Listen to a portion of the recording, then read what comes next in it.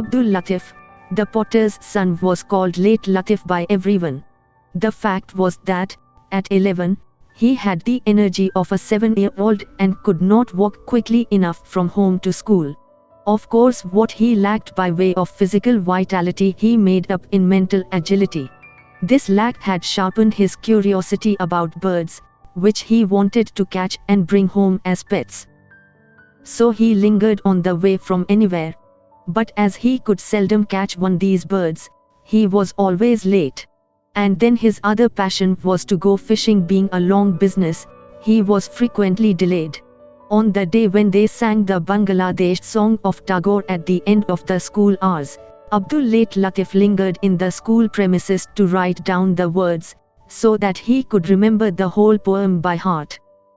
He had the same feelings about the paddy fields and the Padma and the fisherman's cries, as the poet had. But he had not found words of his own to explain to his father and mother why he had stolen a papaya from Jalal's garden, and how he had been nearly drowned in the river when his companion gave him a ducking, and how Ali had saved him. His waywardness had been dubbed as a kind of idiocy by his father, though his mother excused the slow crawl home of Abdul Late Latif, in spite of the anxiety she felt when he did not turn up until hours after hours. The other boys,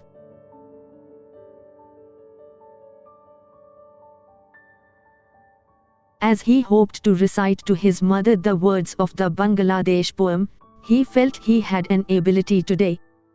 Having copied the song, he salaamed his master, Ilyas, solemnly and fairly ran towards home, a mile away.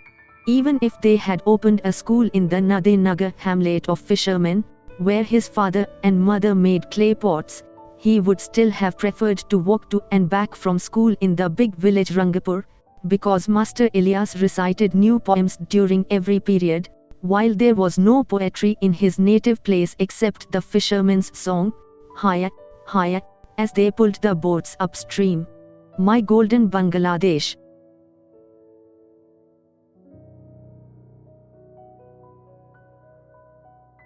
The word, golden, seemed to lift the broken-down huts of Nadinagar in his mind and give them charm which he had never felt before. And he was reconciled to the idea of reaching home sooner or later. Meanwhile he decided, as usual, to drift towards the Padma to catch fish for the even meal. He sighted his friend Ali, the son of fisherman Zainuluddin, already proceeding towards a side figures and much despised by everyone except by Abdul Late Latif. "Oh Ali," Abdul shouted. Ali did not stop. "Oh Ali, I." Abdul prolonged his shout after taking a deep breath. Ali did not stop but began to run, taking cover behind the trunks of fallen trees on the track leading to the lagoon of the Padma. In a panic of not knowing why his friend was evading him, Abdul began to run and chase Ali. He was soon out of breath, because his tubby little frame had never put in so much exertion. He stopped and shrieked, "Ali, Ali, oh Ali." As Ali did not heed his call, Abdul looked hard at the dissolving figure of his schoolfellow and felt angry with frustration. That his friend, who usually waited at home to go fishing with him in exchange for the gram which he, Abdul, gave him, ignored him was something unusual.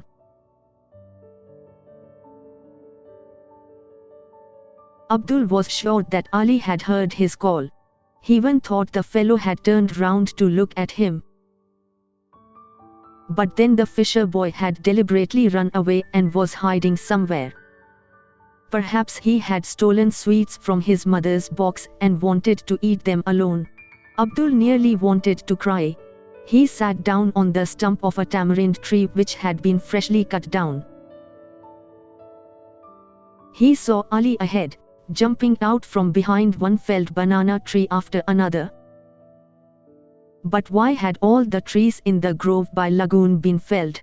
He craned his neck to look beyond the felled plantain trees to keep Ali within sight even though his friend had not stopped.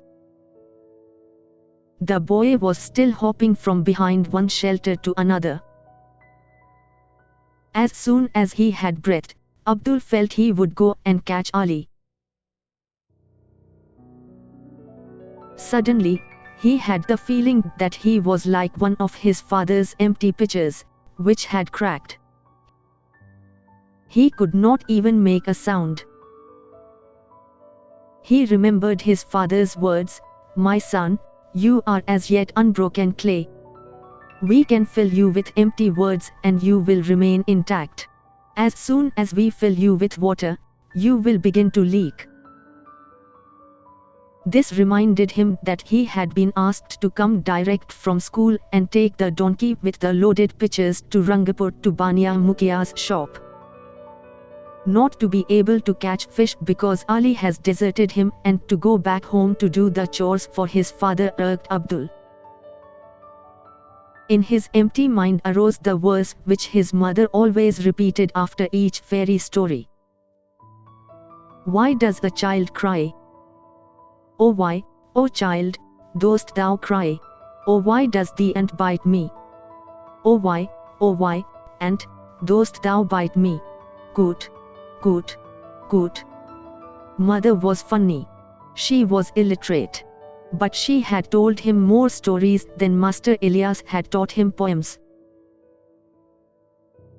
She does not know what she is saying, he acknowledged, but she burburs like the water flowing in the main stream of the Padma. She says it is a good thing to have no sense of why and how and what but rely on Allah Mia.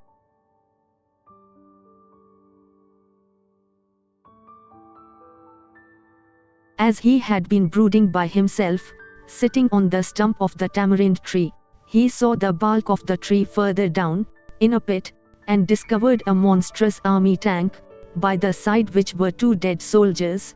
He got up and ran away. Ma! His soul cried out. Ma! He felt like a top spinning. And yet he was moving towards Nade Nagar. There were some apprises of rubbish dump of the peasants' manure, heaped up to put into the harvest. A startled peacock shrieked and flew, heavy-bottomed, up from a pit, from one empty paddy field to another. The evening light was enveloping the fields, making the cacti hedges like horny ghosts.